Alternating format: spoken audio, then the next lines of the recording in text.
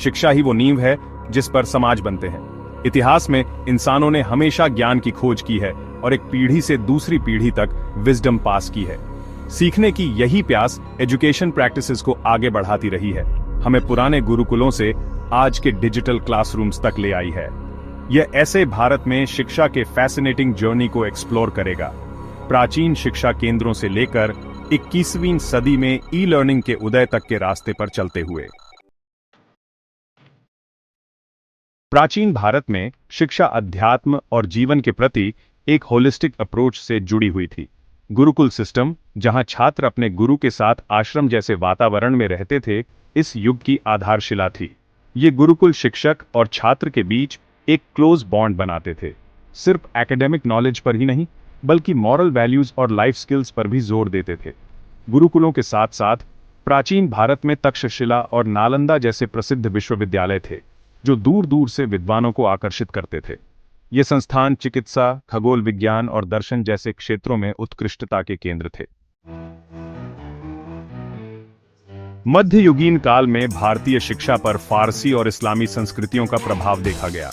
मदरसे, इस्लामी स्कूल जो धार्मिक और सेक्युलर विषयों पर जोर देते थे, इस युग में प्रमुख हो गए।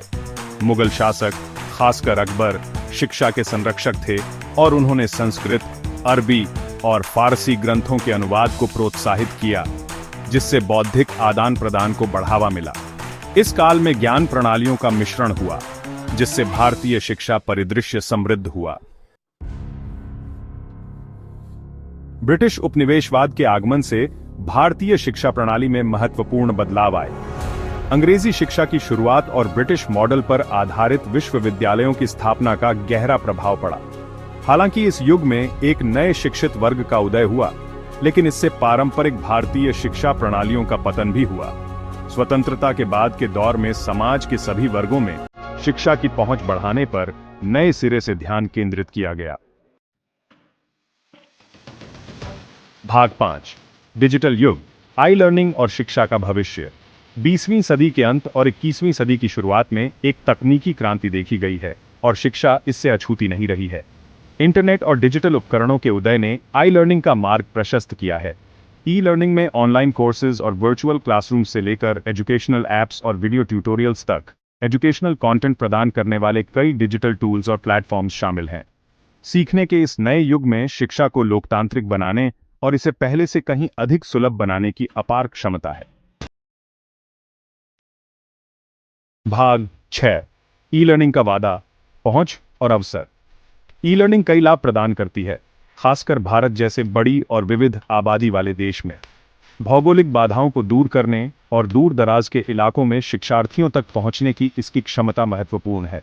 इसके अलावा आई लर्निंग फ्लेक्सिबिलिटी और पर्सनलाइज्ड लर्निंग एक्सपीरियंसेस प्रदान करती है, जिससे छात्र अपनी गति और सुविधानुसार सीख सकते हैं। मल्टीमीडिया एलिमेंट्स और इंटरैक्टिव टेक्नोलॉजीज का उपयोग एंगेजमेंट को बढ़ा सकता है और सीखने को और अधिक मनोरंजक बना सकता है। भाग 7, ई लर्निंग की चुनौतियां, डिजिटल डिवाइड से पार पाना। अपनी क्षमता के बावजूद ई लर्निंग चुनौतियां भी पेश करती है। डिजिटल डिवाइड यानी टेक्नोलॉजी तक पहुंच रखने वालों और न रखने वालों के बीच की खाई एक प्रमुख चिंता का विषय है।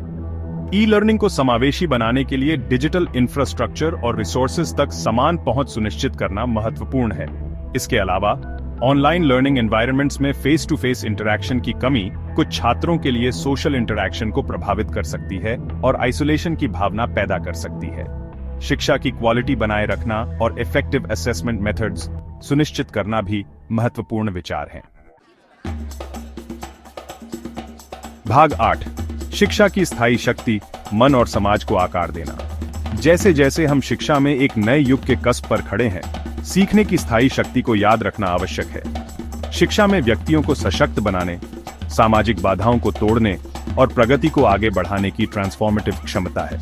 ये नागरिकों को आधुनिक दुनिया की जटिलताओं से निपटने के लिए आवश्यक ज्ञान, कौशल और क्रिटिकल थिंकिंग एबिलिटीज से लैस करता है। शिक्षा में निवेश करके हम सभी के लिए एक उज्जवल भविष्य में निवेश करते हैं।